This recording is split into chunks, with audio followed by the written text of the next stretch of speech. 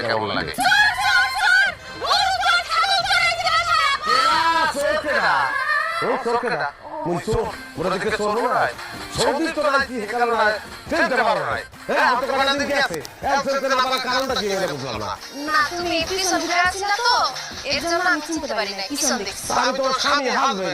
হাজবেন্ডের সামনে চলছেন বা পিছনে চলছেন বা সাইডে চলছেন বা যে কোনো অ্যাঙ্গেল থেকে চেনা দিকে আমার চক্ষু বাইন্দে কেউ যদি তোমার একটা চুল হাতে দিয়ে কয় যেটা কাটু আমি তো বললেই বুঝতে না আখি না চুল এই প্রেম এটা থাকতে হয়।